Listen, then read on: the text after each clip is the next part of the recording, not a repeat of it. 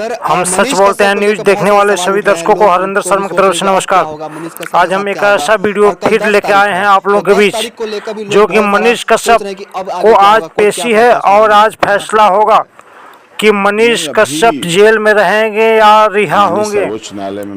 मनीष कश्यप के वकील का बयान ऐसा सामने आया है, बिहार के तेजस्वी यादव के प्रशासन पर भारी पड़ने वाला एक गाज गिरने वाला बयान सामने आया है। आप सभी को वीडियो में दिखा रहे हैं। तमिलनाडु को और बिहार राज्य को, तीन लोगों को पार्टी बनाया तो तीनों जवाब देंगे, अपना काउंटर एफिडेविट फाइल करेंगे। उसके बाद फिर सब चीजें सामने आएंगी, वो क्या कह रहे हैं क्या नहीं कह रहे हैं। क्योंकि इस फाइलिंग के बाद तमिलनाडु पुलिस ने डरकर जल्दबाजी में राजनीतिक साजिश के तहत पॉलिटिकल एंटी रिवेंजफुल मोटिव से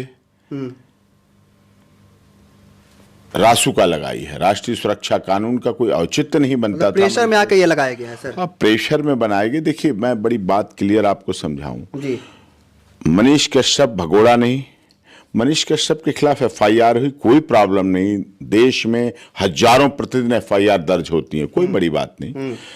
2 राज्यों में एफआईआर दर्ज हुई, वो भी कोई बड़ी बात नहीं। इस देश में कई ऐसे लोग हैं जिनकी बोलने पे हर राज्य में एफआईआर दर्ज हो जाती है और वो हम लोग क्लब कराते हैं और कोएर्सिव एक्शन ना हो, उनके अरेस्ट ना किया जाए, उसके लिए यहाँ से ऑनरेबल सुप्रीम कोर्ट से ऑर्डर लेते हैं। ऑर्डर के बाद वो आगे एक जगह इकट्ठे होते हैं केस, और वहां फिर सब केसों का उनका ट्रायल होता है। ऐसा है, चलता है, कोई बड़ी बात नहीं थी। अब कोई बोलता है तो किस राज्य को बुरी लगती है, किस राज्य के मुख्यमंत्री को बुरी लगती है, उप मुख्यमंत्री को बुरी लगती है, क्या राजनीतिक उसका विषय निकलता है, वो भी एक अलग बात है। क्योंकि हमारे देश में आर्टिकल 13, 14, 19, 20 विचार अभिव्यक्ति की आजादी है, बोलने की स्वतंत्रता है, विचार अभिव्यक्ति की आजादी। We the people of India, जब हम भारत के संविधान का प्रेम्बल देखते हैं तो उसमें क्लियर है। और हम दुनिया के सबसे बड़े, we are the biggest democracy of the world, दुनिया के सबसे बड़े डेमोक्रेसी हैं। तो ऐसे में साफ तौर पर ये बात सामने आती है कि जब बोलने की आजादी है तो बोलेगा। पत्रकार है तो लिखेगा भी, बोलेगा भी। उसकी आप लेखनी को, बोलने को, सवाल पूछने को, क्वेश्चन करने को नहीं रोक सकते। और सवाल सदैव सत्ता से पूछे जाते हैं, विपक्ष से सवाल नहीं पूछे जाते हैं। आज अगर केंद्र में सवाल पूछे जाते तो मोदी जी की सरकार से और मोदी जी के मंत्रियों से और मोदी जी से पूछे जाते हैं। अगर राज्यों में पूछे जाते हैं तो राज्यों के मुख्यमंत्री से, फिर नेता विरोधी दल से सवाल नहीं पूछते लोग, क्या हुआ क्यों नहीं हुआ, वो तो सुख दुख का साथी होता है। तो यही काम मनीष कश्यप ने बिहार में किया जब पूर्वांचल प्रवासी लोगों के साथ तमिलनाडु में घटना हुई और बर्बर घटना हुई। इस बर्बर घटना को मैं नहीं कह रहा, मनीष नहीं कह रहा, इस बर्बर घटना को रिनाउंड हिंदी न्यूज़पेपर हिंदुस्तान ने कहा, अमृत बाजार पत्रिका ने कहा, अमर उजाला ने कहा। मैं आपको दिखाता हूं। अब देखिए आप, ये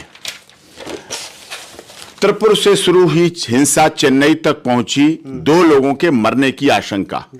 बर्बर तमिलनाडु में हिंदी भाषी मजदूरों पर कातिलाना हमला। ये मनीष कश्यप नहीं कह रहा, आपका चैनल नहीं कह रहा, ये हिंदुस्तान अखबार कह रहा है। आजादी से पहले का अखबार है ये, अब का नहीं, आजादी से पहले। बर्बर तमिलनाडु में हिंदी भाषी मजदूरों पर कातिलाना हमला, त्रिपुर में शुरू हुई हिंसा चेन्नई तक पहुंची। साथ में दूसरी खबर है, बिहार जैसे गरीब राज्य पर ध्यान दे केंद्र सरकार, नीतीश कुमार जी कह रहे हैं। अच्छी बात है। ये तो राजनीति की बात अलग है, क्यों गरीब है क्या गरीब, मैं उस पर नहीं जा रहा। ट्रेनों में जगह नहीं, डर से घरों में बंद है हिंदी भाषी, डर से घरों में बंद है हिंदी भाषी। ये हेडलाइन बना हुआ, ये हेडलाइन बना हुआ है अपना बिहार हिंदुस्तान में का, ये अखबार का ये कह रहा है। ये दैनिक भास्कर कह रहा है, तमिलनाडु में हिंदी भाषा पर विवाद 86 साल पुराना चलता आ रहा है। आप देख रहे हैं 86 साल पुराना विश्वसनीय पत्रिका, विश्वसनीय पत्रिका है, विश्वसनीय पत्रिका दैनिक भास्कर। ये सभी चल रहे हैं, ये सब अखबार भरे पड़े हैं, आप देख रहे हैं। प्रभात खबर कह रहा है, प्रभात खबर दरार दे रहा है और लोगों के कमेंट्स हैं। प्रभात खबर इसी तरह के सब। तमिलनाडु में त्रिपुर रेलवे ट्रैक पर मिला बिहारी मजदूर का शव, उत्तर भारतीयों ने किया थाने का घेराव। ये फोटोग्राफ। अमर उजाला लिख रहा है, तमिलनाडु में मजदूरी कर रहे सिकंदरा के युवक का फंदे से लटका मिला शव, परिजनों ने लगाया हत्या का आरोप। ये देखिए, ये प्रकरण चल रहा था जी। इस प्रकरण के चलते समय मनीष कश्यप भी एक पत्रकार है जी, जीवंत है जी, जिंदा है तो जिंदा दिखना भी चाहिए। जी, और वही नहीं, उसके साथ साथ नीतीश कुमार जी बहुत सुलझे हुए, बहुत मूर्धन्य, बहुत पुराने बिहार के मुख्यमंत्री हैं। जी, राजनीति में जवानी से बुढ़ापे तक अभी दखल है, चल रहे हैं राजनीति में अच्छी तरह से। 2024 के प्रधानमंत्री के दावेदारी में भी अग्रणी भूमिका निभाने के लिए तत्पर हैं। द इकोनॉमिक टाइम्स लिखती है, Nitish Kumar expresses concern over attacks on Bihar labours in Tamil Nadu. ये हेडिंग है द इकोनॉमिक टाइम्स की। इसमें लिखा, Bihar chief minister Nitish Kumar on Thursday express concern over the alleged attack on labours hailing from the state in far off Tamil Nadu. I have learnt from newspaper that laborers from Bihar who are employed in Tamil Nadu are being attacked. I have asked the Chief Secretary and the Director General of Police of Bihar to speak to officials in Tamil Nadu and ensure safety and security of Bihari workers there. Kumar tweeted. ये नीतीश कुमार ने tweet किया, नीतीश कुमार ने tweet किया है। अब ये सब कुछ हो रहा है, इसी बीच में आता है मनीष कश्यप।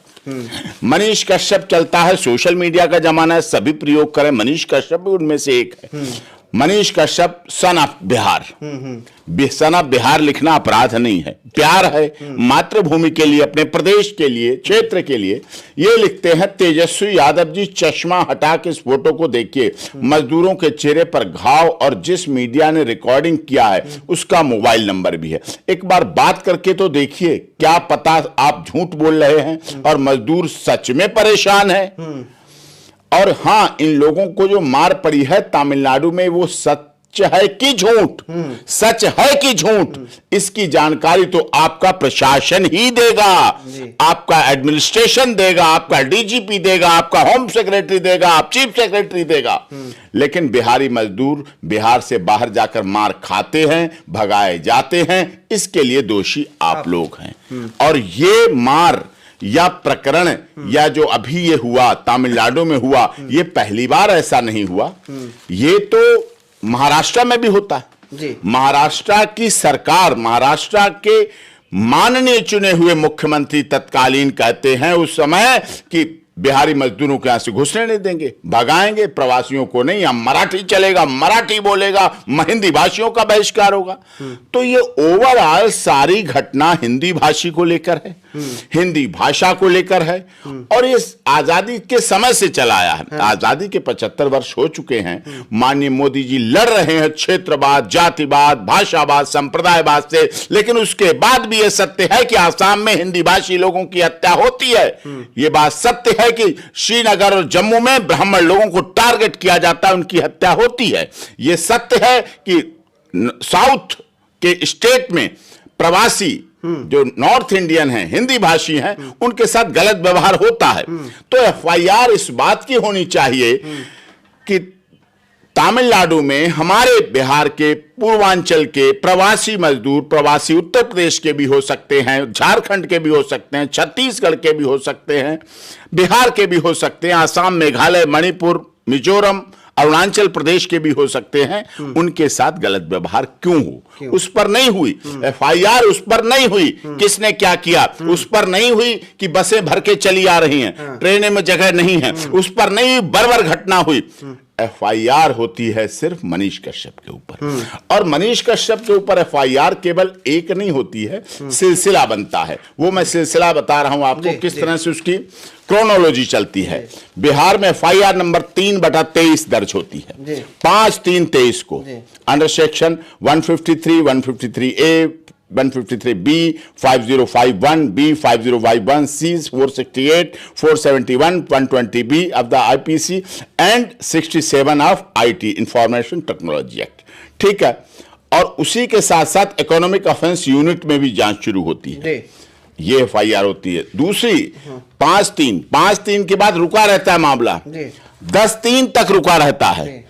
फिर 4 FIR नंबर 4/23 होती है, वो भी मनीष के खिलाफ उन्हीं धाराओं में होती है। फिर 5/23 होती है 12 मार्च को, फिर मनीष के खिलाफ उन्हीं धाराओं में होती है। फिर वही नहीं, तमिलनाडु में मदुरई डिस्ट्रिक्ट में होती है, त्रिपुरा डिस्ट्रिक्ट में होती है, साइबर क्राइम में होती है। ये सारी चीजें कंटिन्यूअस चल रही।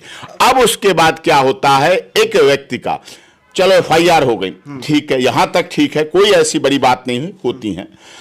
उसके बाद मनीष कश्यप कहीं भागता नहीं है, कहीं अपनी दाढ़ी मुड़वा के नहीं भागता है, कहीं बाल घुटवा के नहीं भागता है, कहीं पगड़ी नहीं बांधता है, कहीं लंबी दाढ़ी नहीं करता है, कहीं भेष नहीं बदलता है, कहीं रंग रूप चेहरा नहीं बदलता है। वो सीधे अपना जैसा मनीष कश्यप है वैसा ही उठता है और पुलिस स्टेशन में जाके सरेंडर हो जाता है, अपने को आत्मसमर्पण कर देता है कि जो करना है आप कीजिए, लीजिए, मैं आपके सामने। मैं कहीं नेपाल बॉर्डर से नहीं पकड़ा गया, किसी एयरपोर्ट पे भागते हुए नहीं पकड़ा गया, किसी गाड़ी में नहीं भागते हुए पकड़ा गया, कहीं छुपा हुआ पकड़ा नहीं गया, किसी के घर नहीं पकड़ा गया, किसी क्या नहीं मिला, वो सीधे वहां जाके मिल जाता है। पुलिस इन्वेस्टिगेशन शुरू कर देती है। अब पुलिस इन्वेस्टिगेशन होते होते लगातार उसके रिमांड लिए जाते हैं, बिहार में लिए जाते हैं, फिर उसके बाद ट्रांजिट रिमांड भेज दिया जाता है तमिलनाडु, मदुरई। कोई बात नहीं, ट्रांजिट रिमांड का नियम है हमारा, CRPC कहती है।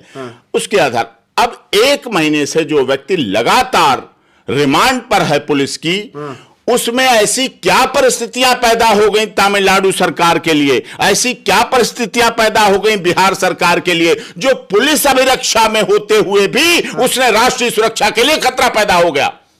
पुलिस अभिरक्षा में रहते हुए वो व्यक्ति राष्ट्रीय सुरक्षा के लिए खतरा पैदा हो। राष्ट्रीय सुरक्षा के लिए खतरा पैदा होते हैं लोग, मैं ये नहीं कह रहा, इसी देश में होते हैं, इसी देश में भारत माता के टुकड़े टुकड़े करने वाले लोग हैं, इसी देश में सनातन धर्म को गालियां देने वाले लोग हैं, इसी संसद में भारत माता की जय नहीं बोलते हैं, इसी संसद के पैसे लेते हैं, हमारे खून पसीने की कमाई और टैक्स के पैसे लेके संसद की सुविधाओं का उपभोग करके भारत माता के टुकड़े टुकड़े बोलते हैं, भारत माता की जय नहीं बोलते हैं। मैं उनकी बात नहीं कर रहा, लेकिन मैं उन लोगों की बात कह रहा हूं जब ये व्यक्ति 1 महीने से पुलिस अभिरक्षा में है, पुलिस के साथ है, इसके फोन तुम्हारे पास, इसके खाते तुम्हारे पास, खाते सारे सील, इन्वेस्टिगेशन तुम कर रहे हो, इंट्रोगेशन तुम कर रहे हो, इसके और लोग तुम्हारी अरेस्ट में हैं, तुम्हारे साथ कस्टडी में है, पुलिस कस्टडी। उसके बाद इसने ऐसा क्या कर दिया 1 महीने में जो इसे रासुका लगाएगी। हां, अगर ये रासुका पहले लगी होती,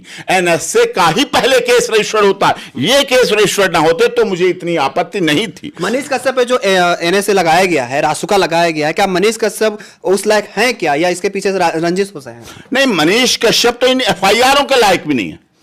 क्या फिर और पत्र पत्रिकाओं के खिलाफ जिन्होंने छापा, जी न्यूज ने चलाया, अमर उजाला को आप दिखाया, अमृत बाजार पत्रिका दिखाया, आपको सब चीजें हिंदुस्तान आपने देखा। पत्रकार जागरूक का क्या मतलब है? वो बोलता है, वो लिखता है, वो दिखाता है। पत्रकार निडर होना चाहिए, निष्पक्ष होना चाहिए, निर्भीक होना चाहिए। उसने निर्भीकता दिखाई और उसने कार्य अपना किया, अपनी ड्यूटी की। सवाल तो मुख्यमंत्री और उप मुख्यमंत्री से पूछे जाएंगे। सवाल का तो वो वादा करके आए थे जब चुनाव जीते थे। चुनाव में वो कहते थे कि हम बेरोजगारों को रोजगार देंगे, हम इतने रोजगार देंगे। पहले कहा था, खुश हुए थे लोग, लोगों ने चुना था, लोगों ने उन्हें बहुत बहुमत के करीब ला दिया, बहुमत के करीब ला दिया। कुछ परिस्थितियां ऐसी रही, वो नहीं बन पाए डायरेक्ट मुख्यमंत्री, गठबंधन के बाद बन गए मुख्यमंत्री हैं। तो ऐसी स्थिति में अब दूसरे आरोप लोग लगाते हैं, आपके सोशल मीडिया के माध्यम से भी लिखते हैं, लोग हमसे भी कहते हैं नहीं, उन्होंने ये कहा कि तेजस्वी यादव को हम मुख्यमंत्री नहीं बनने देंगे। ये भूल है, ये गलती है मनीष कश्यप की, मानता हूं। भावावेश में कह दिया, इस दर्द में कह दिया कि अब हमारा मुख्यमंत्री है, हमारा युवा जोश है, हमारा युवा तुर्क है, हमारा बिहार का मुख्यमंत्री है, हमारे लालू प्रसाद यादव को जितने इतने वर्षों से हमने मुख्यमंत्री के रूप में देखा, हमारी राबड़ी देवी जिन्होंने हमें मुख्यमंत्री के रूप में बिहार के लोगों ने देखा, उनका पुत्र है, इसलिए हमें दुख है, इसलिए हम नाराज है, इसलिए परेशान है कि अगर ऐसी परिस्थिति में भी बिहार में होगा, अब तेजस्वी यादव के बाद में भी अगर पूर्वांचल और प्रवासी लोगों के साथ अन्याय होगा तो हम क्या करेंगे फिर इस मुख्यमंत्री का। इस प्यार में भी कहते हैं लोग, विश्वास में भी कहते हैं, अपनेपन में भी कहते हैं। ये बात कही कहने का अगर तरीका था तो गलत था, मैं मानता हूं, लेकिन उसका क्या किस एंगल से कहा गया वो एक अलग विषय है, लेकिन वो कहना उचित नहीं था। अब दूसरी बात आती है वो चुनाव क्यों लड़ा।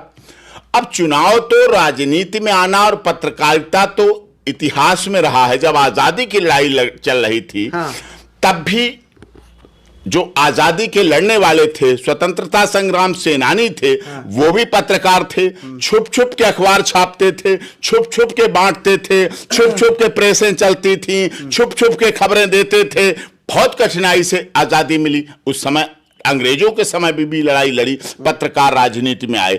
अटल बिहारी वाजपेयी जी जो देश के माननीय प्रधानमंत्री रहे, वो पत्रकारिता जगत से जुड़े हुए हैं, पत्रकारिता से आए हैं। कितने देश में नेता हुए जो सब लगभग 50% राजनेता पत्रकारिता से आए। तो चुनाव लड़ना तो गुनाह नहीं है। दिल्ली में आम आदमी पार्टी की सरकार बनी, इंडिया अगेंस्ट करप्शन का आंदोलन हुआ। मनीष सिसोदिया जी पत्रकार, राखी बिरलान जी विधानसभा अध्यक्ष पत्रकार, आशुतोष जी पत्रकार, कितने राजनीति में आए, पत्रकारिता से आए। तो उसमें तो ये गुनाह नहीं किया कि चुनाव लड़ लिया और ये बोल दिया इसलिए आप, तो इसका मतलब तो ये हुआ आप बदले की भावना से कार्य कर रहे हैं। बदले की भावना से कार्य क्या वजह हो सकती है? करना ये चाहिए कि अगर स्टालिन जी आपके जन्मदिन पर आते हैं, अच्छी बात है, आना चाहिए। 2024 में मिलकर चुनाव लड़ना चाहिए। बिहार में के द्वारा प्रधानमंत्री पद की दावेदारी हो, अच्छी बात है, होना चाहिए। विरोध होना चाहिए, विपक्ष होना चाहिए। मोदी जी भी कहते हैं विपक्ष होना चाहिए। भारतीय जनता पार्टी के बहुत करवत नेता मिनिस्टर गडकरी जी भी कहते हैं कांग्रेस को मजबूत होना चाहिए, कांग्रेस आगे बढ़ेगी तभी विपक्ष रहेगा, विपक्ष रहेगा तो हम लोग मजबूत बनेंगे। विपक्ष होना चाहिए, लेकिन इन सब परिस्थितियों के बावजूद ये केस लगाना, रासुका लगाना एनएस से, ये बिल्कुल मनीष कश्यप के ऊपर आर्थिक, शारीरिक और मानसिक हरासमेंट है, कॉन्स्टिट्यूशनल राइट का हनन है, ह्यूमन राइट्स का वायलेशन है, मानवाधिकारों का पूरी तरह से हनन है, और एक कलम और आईडी एक पत्रकार के ऊपर यह पूरी तरह से हमला है, जिसकी बात करने के लिए बिहार के लोग भी तत्पर हैं।